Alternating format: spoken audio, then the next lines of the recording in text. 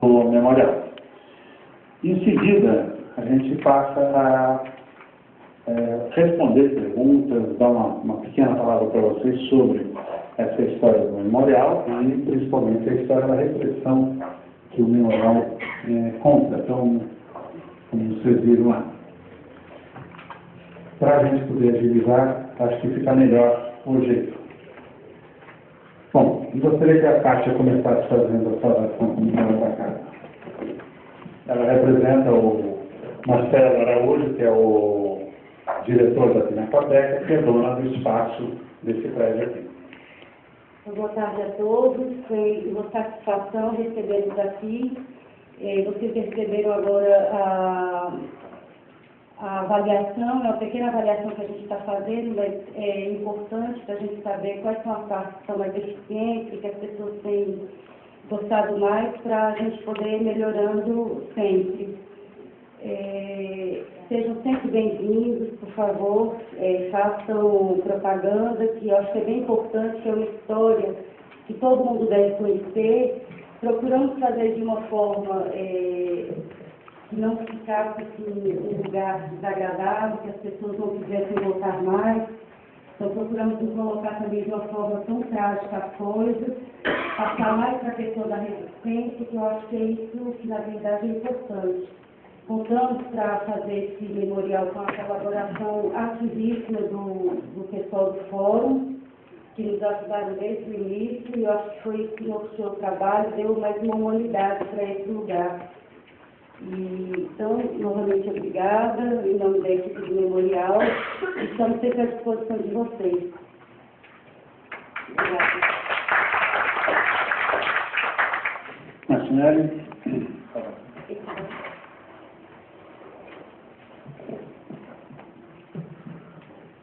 Eu queria, em primeiro lugar, saudar a juventude que está aqui presente, que pelo menos é a maioria, né, aqui presente, e que nós costumamos aqui no fórum receber a juventude que vem nos colégios, etc., né, para que a gente explique o que significou, né, o memorial da resistência, esse edifício, na época da ditadura e das ditaduras, de várias, e a ditadura militar, mostrando para a juventude quanto é importante a democracia, né? Para que se defenda sempre a democracia, nunca, não deixa mais um dia voltar a ditadura militar ou qualquer outra ditadura. Então eu queria saudar a juventude, saudar a comissão, a doutora Sonia, né?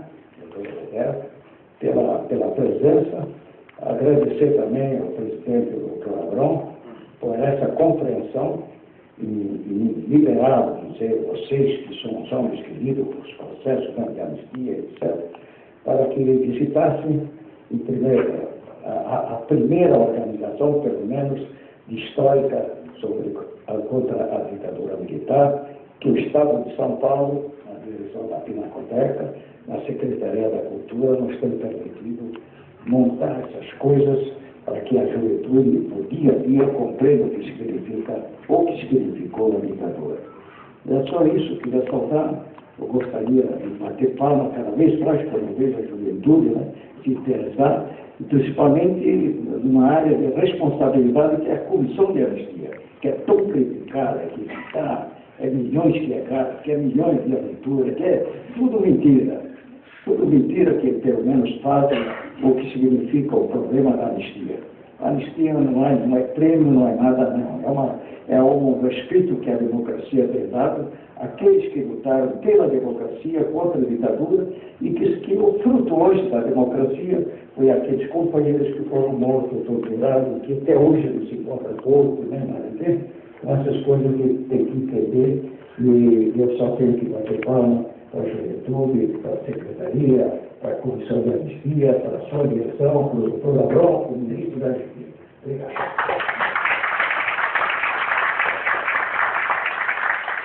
Então, só para quem não conhece, Rafael Martinelli foi líder ferroviário em 64, era amigo do presidente João Goulart, depois foi caçado na primeira lista de cassações que a ditadura fez, caçou 11 mil pessoas numa pancada só. O Martinelli era um dos primeiros.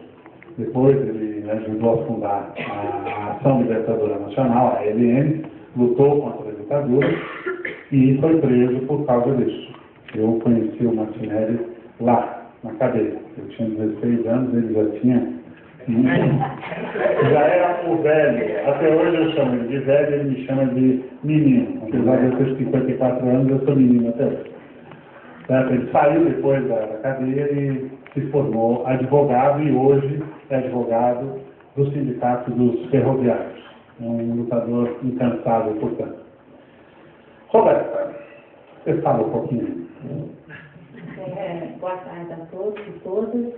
Em nome do administrativo da Comissão de Anistia, eu quero agradecer a acolhida pelo administrativo do Memorial e pelo fórum, né, que está em parceria conosco desde o primeiro mês de gestão, junto ao presidente Palavrão, Ivan e Martinelli já estiveram lá e publicamente na audiência pública, o que enriqueceu o nosso evento, onde a maioria estava presente também. E essa visita, ela vai ter outras etapas, que a comissão não podia se ausentar na totalidade, nós temos muito trabalho.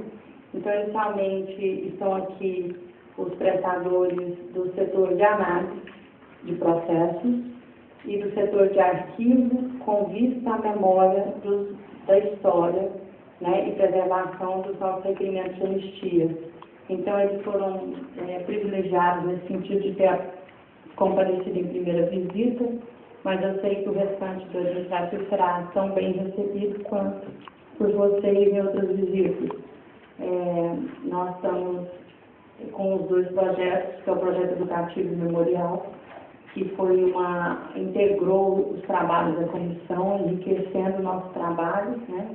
E esse pessoal, eles trabalham para a parte de apreciação dos requerimentos de anistia, e uma das nossas ações dentro do projeto memorial e do projeto educativo é a divulgação da parte histórica que envolve a anistia política que nós apreciamos para o Ministério da Justiça. Então, essa visita tem vista a essa divulgação, né, dos fatos, do conhecimento, porque é um instrumento do nosso trabalho, é o objeto do nosso trabalho, o instrumento do processo, mas a matéria é o objeto do nosso trabalho, é o que nós vivenciamos hoje nessa visita, e são esses jovens que leem os processos, se emocionam, analisam, né? E conosco são todos os coordenadores dos setores da Comissão de Anistia. Então, hoje é um dia muito especial para nós, e nós queremos agradecer a receptividade, né, da nossa vinda aqui. Obrigada pelo agrado de Kátia, pelo brinde. Obrigada, Martinelli, pela experiência, pelo know-how que você poderá compartilhar conosco. Obrigada, Ivan, que o Ivan é parceiro, pioneiro, né? Fala, é dos meus, gosta de falar, ninguém segura, né? E nós estamos aqui com a Sueli, que nos ampara aí com experiência, sabedoria, né, conhecimento, nos acompanhando nessa visita. É só isso, muito obrigada.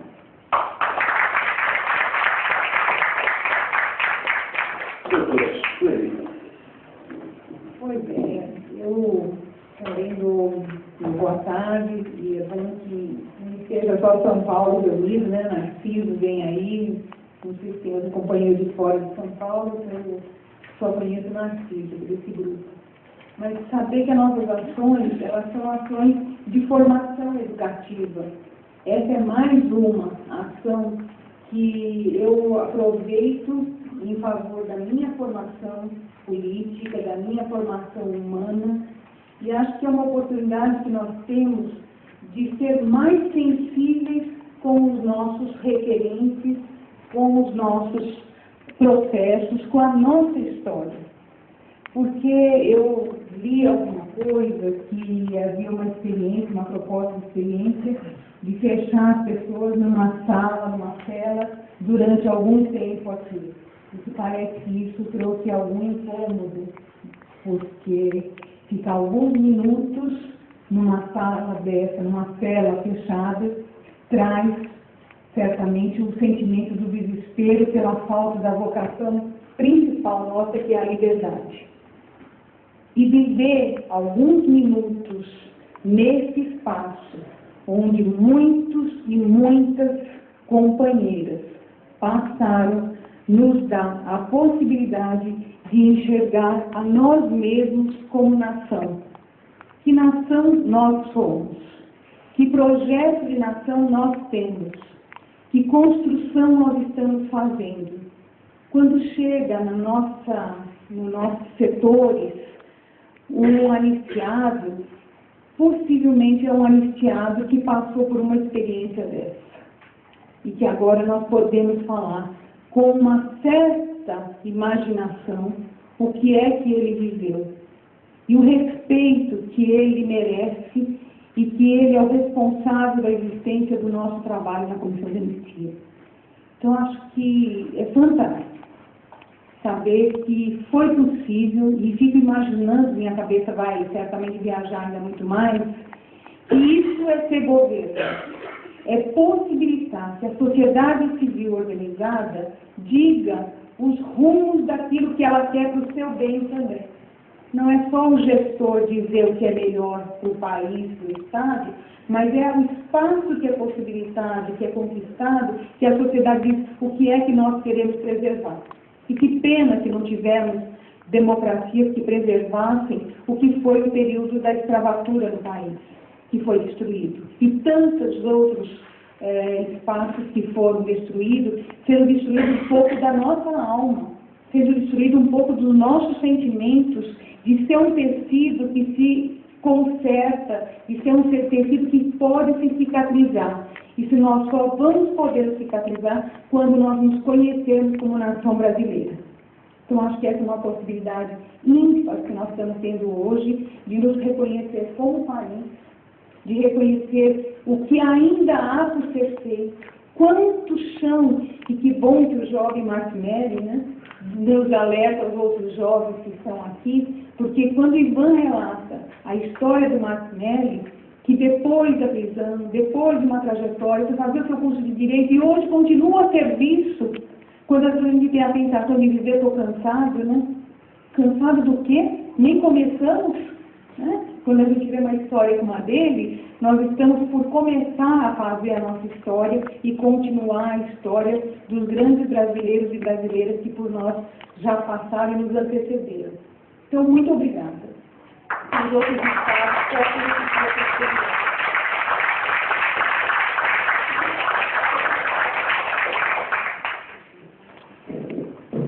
eu queria só fazer uma pequena fala para a gente poder começar uma conversa, um bate-papo com vocês.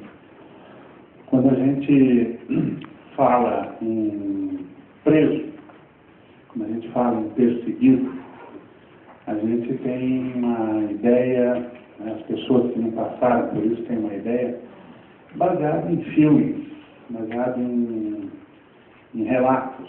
É uma coisa muito distante. Aqui, nesse prédio, a Cássia estava contando para a gente outro dia alguns relatos das pessoas que passaram para visitar aqui e diziam, eu pensava nisso como se fosse um filme que aconteceu em outro lugar, em algum lugar, mas não aqui. Eu estou vendo que isso aconteceu no país. Se você lê os depoimentos do livro, ou nessas filipetas que foram distribuídas para vocês, tem vários depoimentos, vários comentários que isso é verdadeiro. Isso obrigado, né, por vocês me contarem a história do país. Tem várias coisas com esse sentido. Quando a ditadura militar foi implantada em 64, você tem dois tipos de acontecimentos. Você tem gente que é presa e tem gente que é perseguida. Uma das coisas mais cruéis que fizeram não foram as torturas. Uma das coisas mais cruéis que eles fizeram foi você entrar numa lista negra, porque você era opositor ao novo regime, você era simpatizante da democracia, que tinha acabado de ser derrubada. E você não poder arrumar emprego. Você estava numa lista negra. O que você faz que você não pode trabalhar. Tem gente que rouba, um cara que é político não rouba. O bom político, o ideológico, aquele que quer o bem do país, ele tem que lutar para acabar com a injustiça que é a própria ditadura. E você tinha que fazer alguma coisa. Só havia uma saída. Você não tem condições de dar sustento para os meus filhos, para minha mulher, para minha família, eu tenho que cair na clandestinidade. E você passava a ser um perseguido, procurado ainda por cima. E você tinha que fugir constantemente. E quando você, por uma desgraça, você era preso, você tinha como perspectiva a morte e, se tiver sorte, ficar preso. Em São Paulo, tinha o DOI-CODE, funcionava na Ibirapuera, na Rua Tutóia. Era um negócio chamado Operação Bandeirantes, que virou um departamento de operação e informação do Exército, que era o DOI-CODE. Esse DOI-CODE era considerado o inferno. Você sai daqui morto ou quebrado. Quando você tinha, vamos dizer assim, a sorte de sair de lá, um dia lá era o inferno. Dia e à noite você ouvia gritos de tortura. Você vinha para cá. Aqui você tinha uma fase menos pior. Aquela cela que vocês viram, que tinha uma média normal de 15 pessoas dentro daquela cela, que em alguns momentos chegou a ter 50, 60 pessoas dentro da cela. Eu peguei, quando eu vim preso para cá, fui preso pelo DOI-CODE, peguei, tinha 60 pessoas. A gente fazia tudo. Quem fica em pé e quem senta. Dormia todo mundo do ladinho, um do outro, assim, colado, não podia se mexer. Dormindo até dentro do banheiro.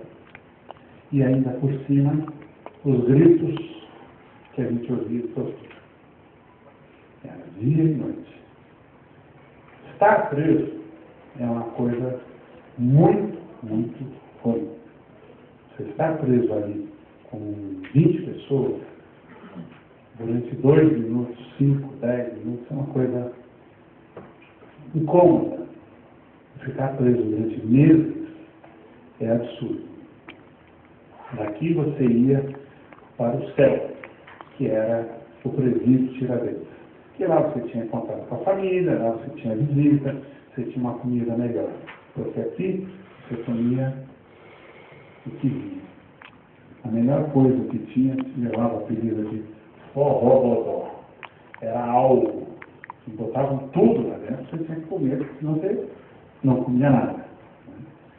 Então a vida que a gente tinha aqui era uma coisa muito complicada. Além, constantemente, sobre ameaças, etc. e tal. Estou falando isso pelo seguinte, esse período da ditadura, que é monstruosa, a concepção da ditadura é uma coisa monstruosa, é uma coisa que nós fazemos tudo, para que não volte a acontecer. Nós não fomos presos por acaso. Nós não somos, como eu faço sempre questão de dizer isso, nós não somos heróis nem vítimas. Vítima é aquele que leva um tiro e não sabe de onde partiu. Herói é aquele que não tem nada a ver com a história e num impulso salva a criança, consegue fazer alguma coisa, mas não sabe por que fez, foi um impulso. Nós não. Nós éramos personagens da história. Nós fizemos porque queríamos o melhor para o país. Assumidamente, eu assumo isso, nós fizemos ações armadas. Eu participei de várias ações armadas. Outros companheiros aqui participaram de combate à ditadura. Com muito orgulho. Combateram a ditadura que entregou o país, que destruiu a juventude, que amordaçou a criatividade, que impediu pessoas de estudarem. Você tinha um negócio chamado Decreto-Lei 477. Esse 477 era, se você fosse suspeito de subversão, de agitação dentro da faculdade, bastava você juntar um grupo para estudar alguma coisa diferente do currículo, era subversão. Você era expulso e proibido de estudar. Que país poderia dar isso? Como você perdia o emprego, o estudante perdia o direito de estudar. Você perdia o direito de assistir uma peça, de ler um filme, de ler um livro. E tudo baseado no critério absolutamente alucinado daquela gente. Os caras, né, até com um jeito de descontrair um pouquinho o que eu estou falando, eles queriam prender o autor para essa tipo rei de Sófocles, que os caras invadiram, cadê o autor? Está lá, é inglês, não é brasileiro, vamos para a história do Estado. Não, morreu o autor de Rua. E os caras fizeram isso, como invadir, no caso de um arquiteto de direita, favorável ao governo, porque o homem engraçadinho disse que ele era comunista, invadiram e prenderam o cara, encheram de porrada que tinha lido sobre cubismo. Acharam que era sobre Cuba. Então, alguém que tem um tipo de cabeça dessa, não pode, em hipótese alguma, pensar bem. Né? Na Guerra Civil Espanhola, entre fascismo e republicanos socialistas, comunistas, o general franquista começou a guerra dizendo: abaixo a inteligência, viva a morte. Era o raciocínio dessa gente. O fascismo faz isso. Então, a nossa preocupação do fórum é, como o Martinelli falou, a juventude. É bom ver caras jovens. A gente tem aqui vários grupos de jovens que vêm aqui, que a gente dá palestra, a gente mostra, tudo aqui, porque a gente quer que o país, que vai ser dirigido por essa juventude, por vocês, seja um país melhor. Seja um país que não tenha esses vícios de ditadores.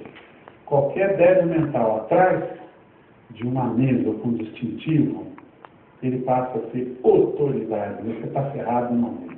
Você não entra, você não consegue nada, você é desgraçado, decide a sua vida. Até hoje é isso. A gente precisa quebrar. Então, o objetivo maior da gente é a gente mostrar para a juventude que é possível. É possível. Como na ditadura era possível resistir, paga-se um preço. Você perde a liberdade, perde a vida, perseguição, tudo mais, mas você precisa fazer. Se ninguém fizesse nada contra o nazismo, a gente teria até hoje o Hitler mandando no mundo. Se não fizéssemos nada contra a ditadura, teríamos essa gente prendendo por causa de livros de cubismo e outras bobagens mais. Então isso para nós é fundamental, que o que nós fizemos não é uma coisa de doidos, alucinados, uma bobagem como o cara lá do Rio de Janeiro, que eu vou dizer o nome, escreve, que tudo lá era muito engraçado, todo mundo que fazia oposição era carioca da Zona Sul, né? E a gente sabe que não, tinha gente que trabalhava, tinha gente operária, militar, camponês, etc. e tal. Então, para nós é fundamental que vocês vejam que foi o país e, principalmente, tirem as dúvidas agora que a gente puder ajudar, a gente fala. Para que vocês compreendam que o nosso país é feito por vocês. E tem que ser um país melhor. Não pode ser um país igual àquilo. Muito menos pior que aquilo que a gente não aguenta. Era isso que eu queria falar. Então, aberta a sessão de perguntas.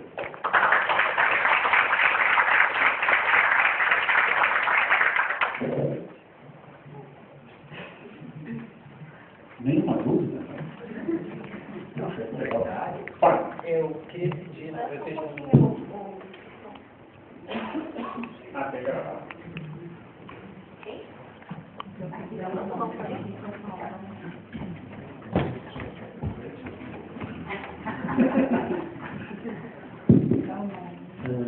Meu nome é Fernando Maldonado, eu sou professor da ciência da energia e, na verdade, eu acredito que isso talvez seja um vício que a gente tem de analisar requerimentos administrativos. Eu queria pedir que você desse um relato, rápido relato de como foi a trajetória de vocês, aqui dentro, fora, para a gente sentir também, porque é rápido, eu retiro rápido, um relato de como foi a história, para a gente, porque a gente vem da democracia. Eu nasci em 81, as minhas lembranças mais remotas políticas são quando o Sarney entra na presidência. Então, é importante para nós, quando estamos vendo esses processos, sentir o cheiro, a realidade, a história, e nada melhor do que as pessoas que vivenciaram lá. E uma das coisas que me chamaram a atenção durante a visita é o fato de ter muitos casos de pessoas que vieram para cá, foram presos, mas nunca registrados. Isso causa uma preocupação do nosso trabalho, porque nesse inglês que eles são pedidos, e quando relato que foi um dia não é, quando for minutos já estão ficarem dentro essa coisa, mas um dia ainda não diz muita tortura, enfim, né? Aí eu queria perguntar, a dificuldade que você tem também de juntar documentos, como que também se dá, como que o fórum, os vê essa questão, enfim,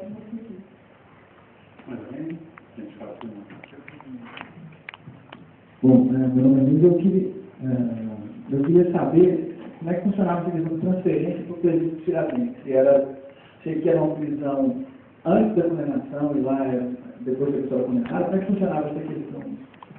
Até para a gente tentar localizar alguns registros na comissão.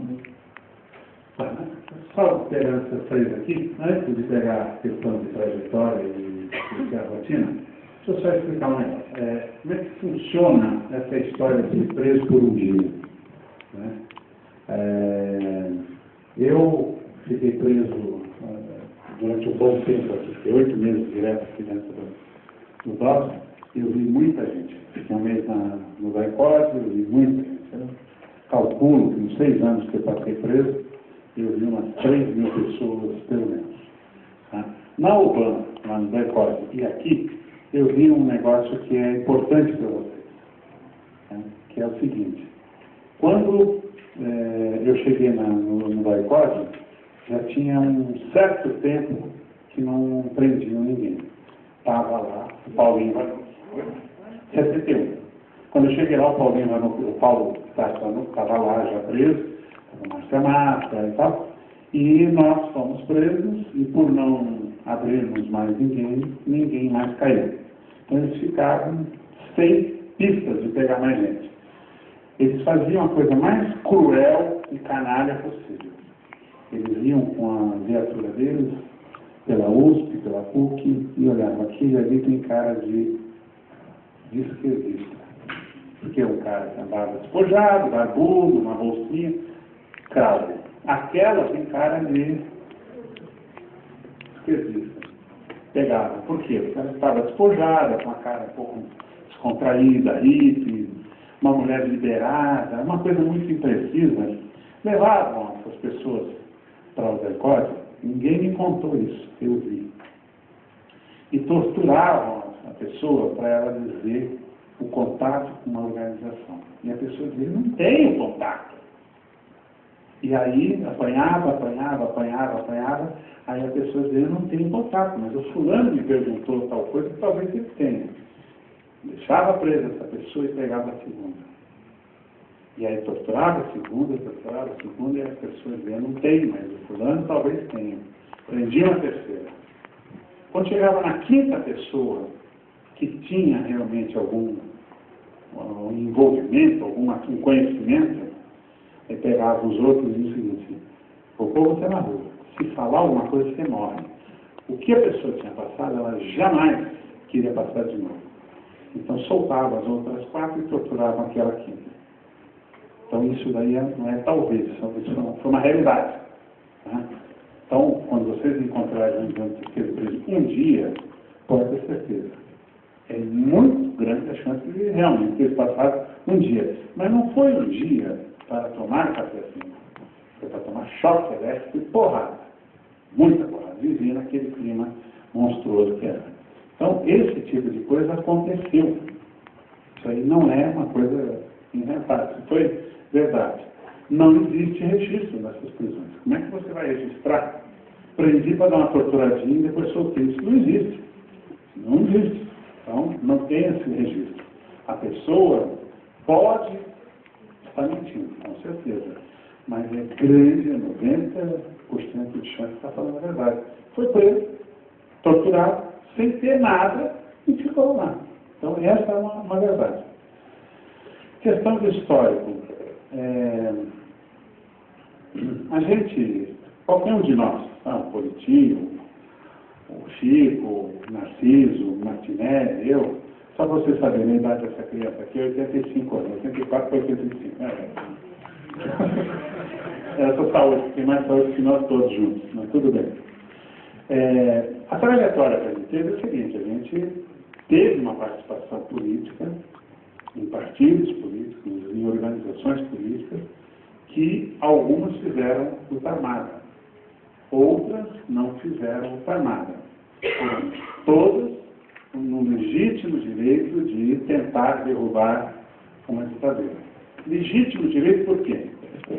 Porque a Declaração de Independência dos Estados Unidos está escrito lá que os povos têm direito a se levantar contra as tiranias, as ditaduras. O São Francisco de Assis, é isso? Que fala isso, que os pobres oprimidos têm direito a se levantar contra os tiranos. A Declaração Internacional de Direitos Humanos, no artigo 1º, está escrito lá, os povos têm direito a se levantar contra as tiranias.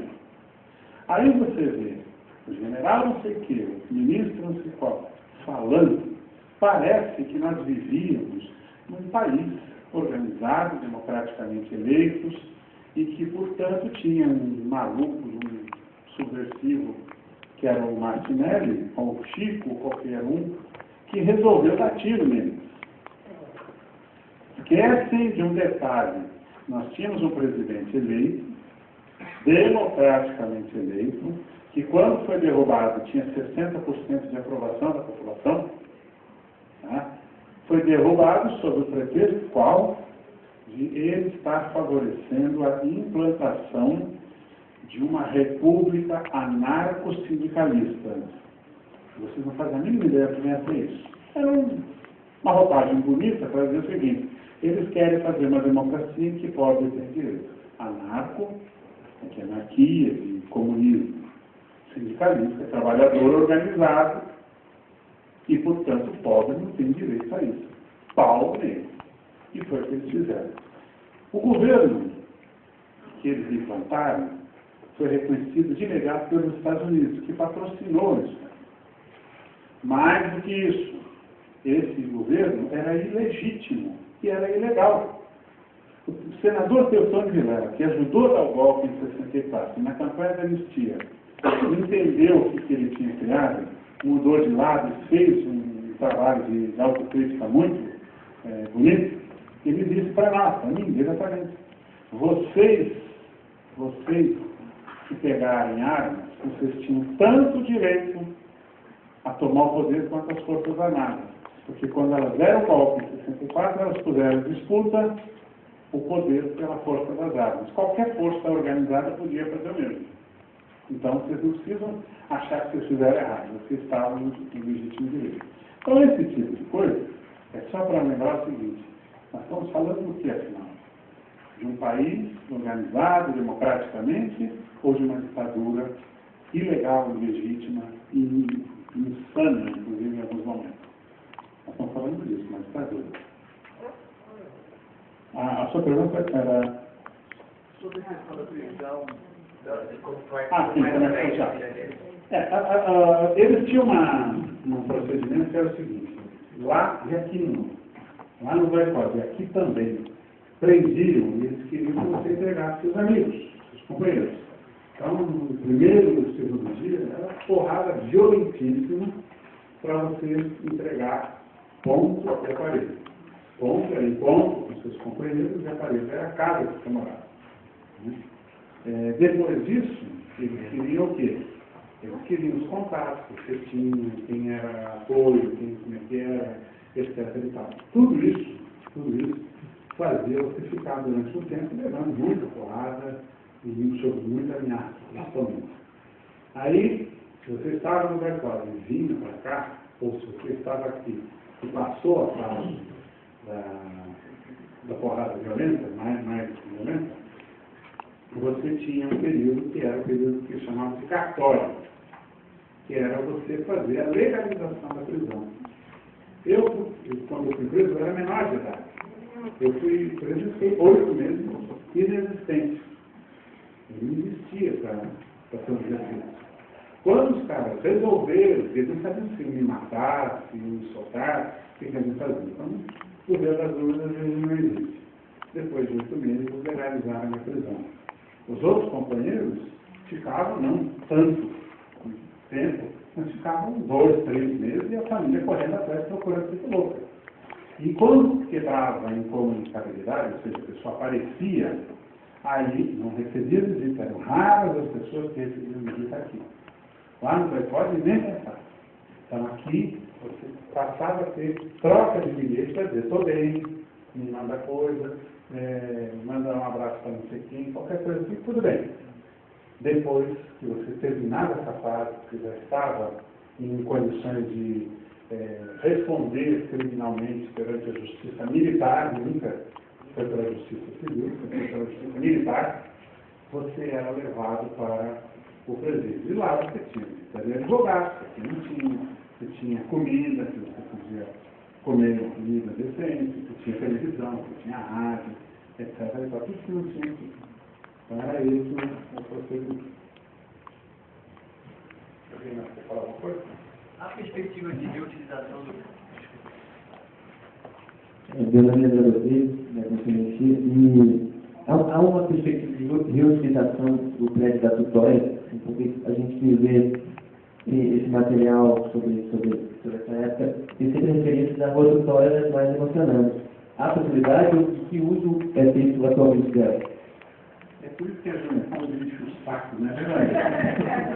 Faz uma pergunta dessa. Olha, só para você saber, nós estamos brigando por isso. Nós fizemos no ano passado uma manifestação em frente à delegacia que ainda existe, que agora tem uma delegacia polícia, chamada delegacia comunitária. Mas na hora do vamos ver, deixa de ser comunitária, democrática. Nós fizemos lá, tinha um grupo de jovens que fez a manifestação e nós fomos lá dar apoio, né, participando e tal. Tinha lá quase 300 pessoas. Né?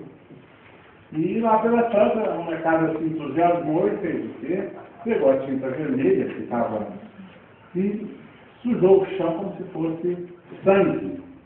Não teve dúvida, um tiro daqueles, muito democrático, e prendeu o cara. Aí nós vamos em cima, prendeu um, prendeu todos, não tem essa. Aí segura a costa, abrindo um processo contra o cara, contra um tal de Ivan Seixas e contra um tal de Ivan Valente, deputado federal. Eu deve mental não sabe nem que eu quero deputado sem imunidade parlamentar. Nem abre o processo. Está lá, na hora dessa vamos chamar a gente para depois, mas uma das coisas que a gente está fazendo é isso daí. Por uma coincidência, que quando a gente rebatizou que esse prédio aqui foi caracterizado, foi raspado as paredes, etc. e tal, o vice-governador, quando a gente rebatizou, eles puseram um nome maravilhoso, que era o Memorial da Liberdade. E a gente disse, liberdade é pipoca, não tinha liberdade nesse negócio. Memorial da Resistência. Aí o Serra concordou, mudou, o João Caiado, que é o secretário de Cultura, percebeu, e mudou o nome para Memorial da Resistência, atendendo o nosso pedido. Né? E a gente vai rebatizar, e na sessão de inauguração, o vice-governador, Alberto Boas, falou, vamos pegar o prédio da Tutóia para transformar também no museu, não sei o quê. Quando a gente fez a inauguração do monumento que tinha aqui sobre os estudantes presos em Libiona, ele de novo, vamos fazer. A gente ainda continua a delegacia comunitária. E ainda continua dizendo, vamos, sei o quê. Bom, nós estamos fazendo, este ano, para vocês saberem, este ano é um ano emblemático. Tá? 45 anos do golpe de 64, 30 anos da promulgação da lei de anistia, 30 anos da morte do Santos Dias da Silva, 40 anos da morte do Marighella, 40 anos do sequestro do embaixador Helwig, 40 anos da morte do João Cândido, almirante negro, e 40 anos da criação da maldita Operação Bandeirantes, boicote. Nós não vamos deixar passar em branco, com certeza. Só complementando, Ivan, só complementando para eles que estiverem interessados, eu sei que vocês veem muita coisa no processo sobre a Operação Bandeirantes. Tem uma moça que é doutora pela USP, e que hoje dá aula em Santa Catarina, Mariana Jofili. Ela tem a tese dela de mestrado, de doutorado, não sei se 300 páginas, se chama Por Dentro da Engrenagem. E é um estudo sobre a Operação Bandeirantes, como funcionava, como era o setor de análise, como... Na verdade, ainda não... A gente não chegou, não cheguei a isso, não. Mas é interessante para saber justamente isso, como é que é os meandros dessa organização militar, que no início foi só, como o Ivan falou, juntar os melhores legados, os melhores... Estavam lá, mas depois viram que era tão eficiente que se tornou uma organização nacional. E a Operação Bandeirantes virou boicote, e aí foi boicote Recife, boicote Paraná, boicote. E essa tese é muito interessante para quem se interessar, né? Estou dizendo porque essa moça, ela veio conversar, mas ela me mandou o trabalho dela, e realmente é um trabalho de muita pesquisa para quem historiador, quer saber mais sobre o tema, vale a pena ver. Isso que a Silvia lembrou aqui, né, de patrocínio, né? A Operação Bandeirantes era uma organização paramilitar composta por membros das Forças Armadas, basicamente o Exército, da Polícia Civil, da Polícia Militar, de grupos de pessoas, componentes de grupos terroristas, que eram o CCC, Comando de Caças Comunistas, Movimento Anticomunista, que eram grupos terroristas de direita, e da TSP, aquela Tradição, Família e Propriedade, que se juntaram para fazer um grupo para, literalmente, matar as pessoas, os comunistas. Era esse o princípio da coisa. E mais, os empresários financiavam essa operação. Financiavam, alguns foram forçados, mas a maior parte deu porque queria fazer bons negócios matando a gente. Para vocês terem uma ideia, a cabeça de todos nós fomos presos, tinha um valor.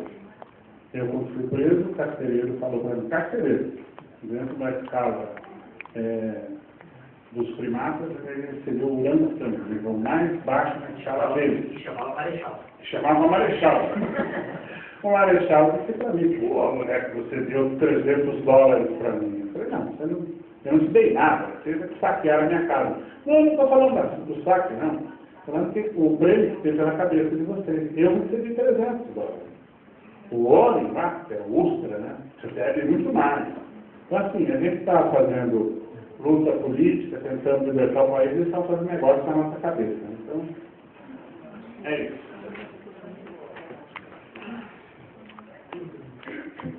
Enquanto não chega, não é fácil.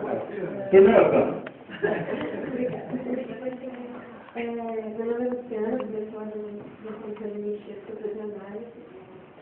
Ultimamente eu tenho lidado muito com esse processo de caravana, assim, com históricos bem maior. Não que vocês não tenham, mas são processos mais volumosos, né, enfim. E eu tenho algumas pequenas dúvidas, assim, que eu gostaria que vocês me ajudassem.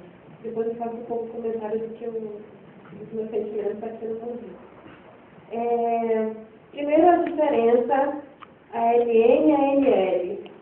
Né, que de vez em quando a gente se pega, qual é a diferença, qual é o tempo, não sei o quê, a gente não sabe direito, né, qual é a diferença das duas, o tempo e tal, né. Eu queria também poder entender um pouco mais como foi, não sei se aí o Martinelli pode nos ajudar, como foi esse rompimento do PCB. No momento do vamos ver, que estaria aí, vamos ganhar, quanto não quer, né? Então, Amanhã a gente termina. Eu queria entender minimamente, assim, porque eu tô com um processo de lei, então eu fico às vezes tentando entender melhor e não consigo muito bem visualizar isso. E aí, se pudesse me ajudar um pouco com essa... Basicamente, é o seguinte, existiu uma organização em 1935 que era a Aliança Nacional Libertadora, que era o Prestes fazer uma frente ampla com todo mundo para lutar contra o Getúlio e criar um país mais democrático. Em 66, um grupo de pessoas que saiu do PCB criou uma outra organização que chamava no começo o Agrupamento Comunista de São Paulo, depois passou a ser ALN, Ação Libertadora Nacional, não Aliança Nacional Libertadora, Ação Libertadora Nacional. Que quando houve o golpe em 64, deixar o Martinelli a brigar com todo mundo aqui para contar, inventaram, ele inventou que tinha forças militares e democráticas que jamais deixariam haver um golpe no país. Não tinha, e aconteceu o golpe e todo mundo se ferrou. Aí houve um monte de incidentes, muitos incidentes.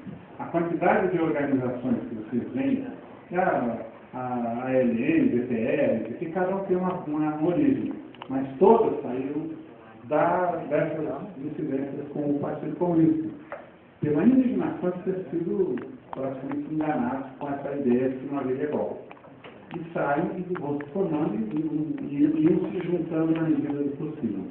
Então essa é a diferença. Então a ALN, erradamente, a polícia escrevia a Aliança Libertadora Nacional por causa dessa outra. Mas o nome dela verdadeiro é Ação Libertadora Nacional. Vocês querem falar alguma coisa? Eu era do MRP, Movimento Revolucionário Tiradentes. Está falando em nome da gente. Estou falando em nome da MRP aqui. Fala, fundador. Não, tem que ser rápido, né? Eu queria uma história muito comprida. O problema da divergência política, você sabe, eu era amigo do Jean Goulart, era uma liderança nacional, tudo bem. Mas é um problema, quer dizer, você confia nas forças democráticas, né? Pelo menos tida na sua maioria, como um exército nacionalista e democrático. Né? Essa era a informação que nós tínhamos, né? E possivelmente também, quem sabe, o Jango também, com as certas ilusões do seu compadre, né? Que era aqui, comandante aqui em São Paulo, quer dizer, ele também tinha sua ilusão. Então, nós fomos contra a nomeação do general aqui, o Crula, aqui em São Paulo, na época, eu era do Comando Geral dos Trabalhadores e amigo do general. A gente chegou e disse a ele, o presidente vai nomear o Crula de São Paulo, etc. Essas coisas, né? Como ele também tinha confiança, nós, as direções de esquerda, também tinha confiança nos seus famosos dirigentes, né? Os cabeças de comités centrais, etc. Né? Não precisa se avançar mais o sinal. Quer dizer, essa ilusão é que criou um problema na próprio movimento operário, do sindicato, etc., e dos patriotas. Quer dizer, essa força para combater a ditadura que a gente pensava que tinha, não teve, nós não tínhamos essa força. E é isso daí. Quer dizer, basta dizer, eu só vou dizer o finalzinho, para dizer, quando acabou as nossas forças de ilusão de resistência. Isso é a conversa do presidente João Goulart na nossa presença, com o comandante Crula aqui em São Paulo. Na nossa presença. Falando tudo direitinho, mostrando e tudo mais. O que o lado de lá disse, ele transmitiu para nós, o CGT, o Comando Geral dos Trabalhadores. Porque nós ouvimos ele dizer o seguinte, jamais farei isso, porque eles são meus amigos e eu confio nesses meus amigos. Qual foi a proposta do Cruz? E eles lançassem um manifesto repudiando o CGT, o Comando Geral dos Trabalhadores. Puxa vida, daí para fora. O Jango, o HQ era compadre, era padrinho dos filhos do presidente da República. Uma conversa, quando a gente foi contra, ele chegou a dizer para não, Martinelli, o companheiro, eu estou nomeando ele porque eu confio nele. Se eu tivesse botar minhas crianças, chegou a dizer isso. confiaria, deixaria na mão dele, pela confiança que ele tinha no clube. E foi essa decepção. Então, é isso. O problema das divergências depois, de criação da ação libertadora nacional, um monte de coisa.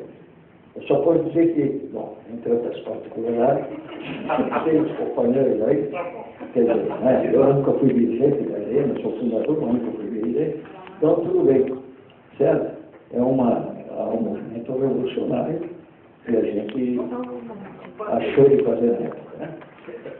Quer falar mais alguma coisa? A preocupação dela é uma preocupação extremamente importante. A sua preocupação, Luciano, é extremamente importante, porque, na verdade, há uma quantidade de siglas que até nós, naquela época, tínhamos uma certa confusão. Imagine as pessoas, ao longo da história, distanciadas daquele tempo. Saber o procedimento, saber como é que essas organizações se fizeram, se construíram, se inspiraram, é fundamental até para poder entender esses processos. É claro, nós estamos conversando com a Miriam, agora mesmo, alguns instantes antes, sobre a questão de pessoas do interior. Nós estamos vendo em São Paulo, essa é uma realidade. Mas tem Paraná, tem Rio Grande do Sul, Minas Gerais, tem Pernambuco, tem um monte de realidades específicas. Tem um pessoal do interior, grupo dos homens. Isso é um problema que vocês vão ter que resolver. E vão ter que buscar essas informações para poder respondê-las. Essa é a grande questão. Agora, saber, daí, eu acho que nós estamos pecando, porque nós deveríamos trabalhar uma proposta de fazer aí um seminário rápido, colocando toda a formação dessas organizações. Por exemplo, São Paulo, quem é que predominou? Como é que foi? Esse grupo dos homens, afinal, onde é que ele surgiu? Como é que surgiu? Onde é que ele se expressou mais? Nós sabemos que é no Sul, é Gado Visual, do Rio Grande do Sul, Paraná, Santa Catarina. Mas no MRT, e o Colina, e a LN, e o POC, e a PNL, e o POLOC, e a POLOC, enfim, todas essas organizações, como é que elas se expressaram? Aonde surgiram? Como surgiram? Minimamente um histórico rápido, para que pudesse, quem são os expoentes, até para que vocês lá, com problemas, aparece alguma coisa, pudessem ter buscar a informação para instruir melhor os processos, porque nós sabemos que, infelizmente, os processos são muito mal montados, são muito mal instruídos, que dificulta a análise justa desses processos. E a falta de artigo, né? Há muitos anos, quase perto de 1990, o MST escreveu um dos primeiros livros da organização que traz o histórico das várias organizações de esquerda do país. Então, sei que tem Renato, que tem muita gente com os amigos aqui, é fácil localizar esses livros e lá, internamente, a gente pode também ver como pode estar ajudando nessa análise. E quem sabe que agora a gente tenta aproveitar mais a nossa experiência da passagem aqui para aquilo que na técnica do dia a dia a gente faz uso lá na comissão. Fica aqui, eu acho que a sugestão do Narciso é muito boa.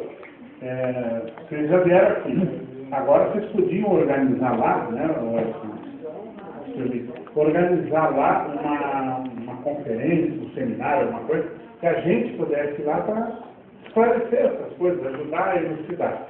Além do que, a gente não tem um 0800, mas vocês podem ligar para a gente para perguntar quando vocês tiverem alguma dúvida, com certeza pode nos acionar a hora que quiser. Eu só poderia dar não, só para dizer, para ficar claro o seguinte, na cadeia a gente se reuniu. Martinelli comunista, correto? Chegamos a ter 27 organizações revolucionárias. Libertários. Martinelli para tudo lá. Porque até 64 nós já éramos comunistas como a criança, que era bandido, sabe? E contra a ditadura tivemos 27 organizações revolucionárias. Eu bati claro. Questão de ordem. Eu queria fazer interpretar o caos de criação da Ação Nacional Libertadora do Marighella, que eu fiz parte, foi a intervenção que o partido fez aqui no grupo do Martinelli, do Marighella, e expulsou todo mundo do partido. Aí nós fundamos a ML. Então não foi o problema de confiar no Exército Nacionalista. O problema foi a expulsão do grupo do Marighella do partido. só uma questão de ordem. De qual organização cada um de vocês participava? Vocês dois já demonstraram. Era LN. Isso aqui. Sou fundador. Qual a organização? Essa pergunta. Todas as pessoas que querem contar uma história da organização que participaram, aqui, olha, tem um sitezinho da Pinacoteca, tem também um e-mail. Quem sabe a gente cria um documento, cada um faz seu depoimento e coloca aqui no site, porque é muito bom esse contato que a gente tem com vocês. Porém, a gente não tem mais muito tempo. Então, cada um poderia contar a sua experiência, a sua participação, em qual organização. Isso seria uma experiência muito enriquecedora para nós que estamos analisando o processo. Legal, a gente não vai fazer na Pinacoteca, porque a Pinacoteca... Então, criar um site. Não, isso, exatamente, o site do fórum, é a ideia que a gente tem. Ela tem uma falazinha ali rapidamente sobre isso. Na verdade, então, fez como Fábio Edson da... Eu queria terminar de falar, ela tem alguma observação que foi falada aqui. Na verdade, não é uma pergunta, é uma observação... Uma observação dos ressentimentos com relação ao museu. Foi extremamente enriquecedor em todos os sentidos, né? E principalmente porque eu, né, vou falar por mim, talvez comentei um pouco com a Jússi, que a gente é militante de esquerda, a gente hoje se pode dizer que é militante, que é advogada popular, que advoga para a MST, que advoga para o MAB. É porque vocês fizeram o que vocês fizeram, né? Vocês ficaram presos aqui, vocês...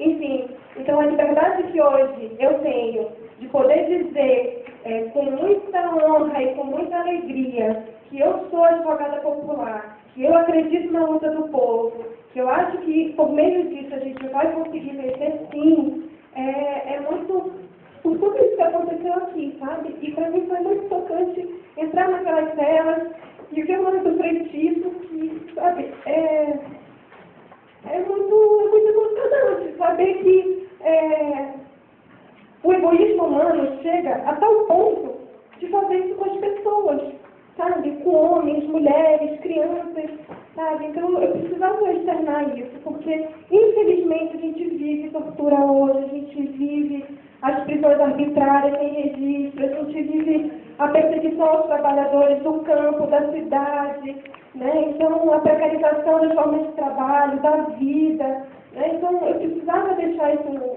registrado, porque isso me marcou muito, e eu queria muito mesmo agradecer a vocês pela liberdade que eu tenho de dizer que hoje eu sou de esquerda. Eu só queria dizer uma coisa, a gente passou por prisão, tortura, a gente nunca chorou. A gente chora com dor desse tipo de coisa. Muito obrigado, viu? Eu queria te complementando, que teve uma hora que quando a gente chegou na primeira sala e prestou atenção, durante o processo eu sempre tive uma situação assim, de solidão, assim, nas histórias e tal, e eu percebi que muitos aguentavam isso, né? Toda dor, assim, e aí eu sentei no chão para o pessoal, olhei e falei assim, os companheiros, né? Começou aqui, tipo, como vai se tornou menos inóspito, olhando para o lado, né? Eu imagino que foi muito emocionante ver ouvir os relatos durante a minha porque a gente vê que é isso mesmo, e acho que é extremamente importante para a gente esse relato. Agora tem que comer.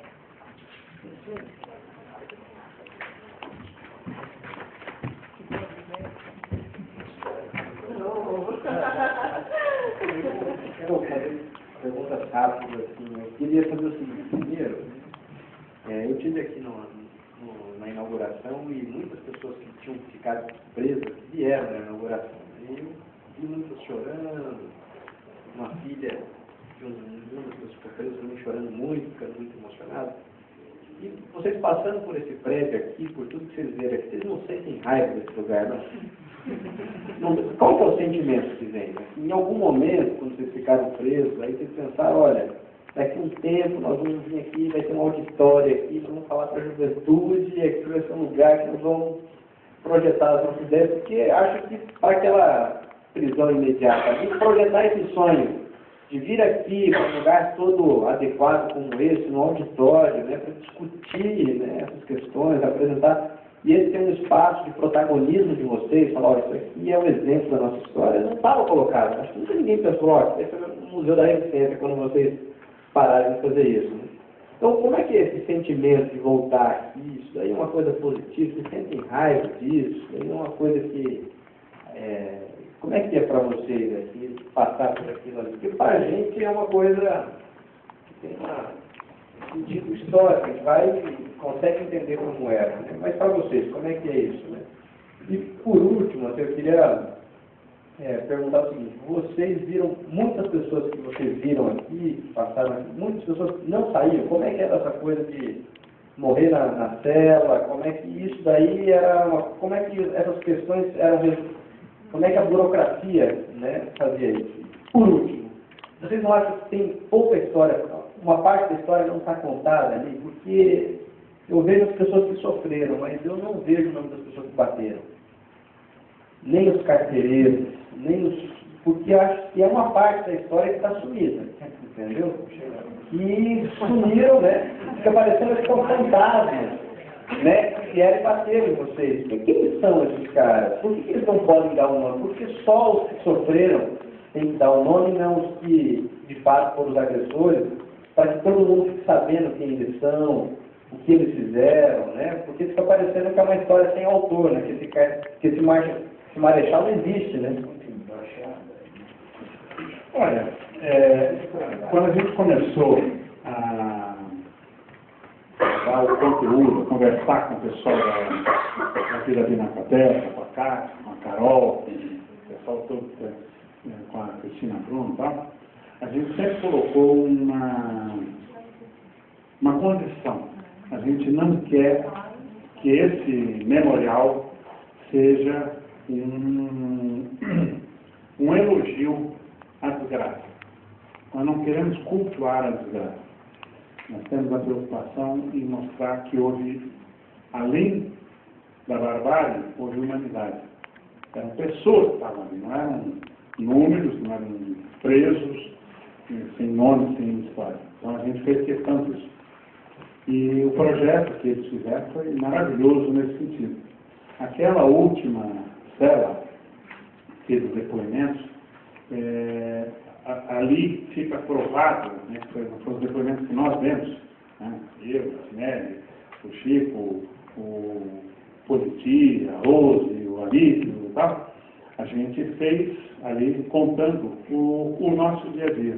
E a gente fez questão de dizer, foi muito espontâneo, inclusive, e eles captaram isso, a humanidade venceu a barbárie. Então, a gente fala ali sem nenhuma sutileza, não tem como.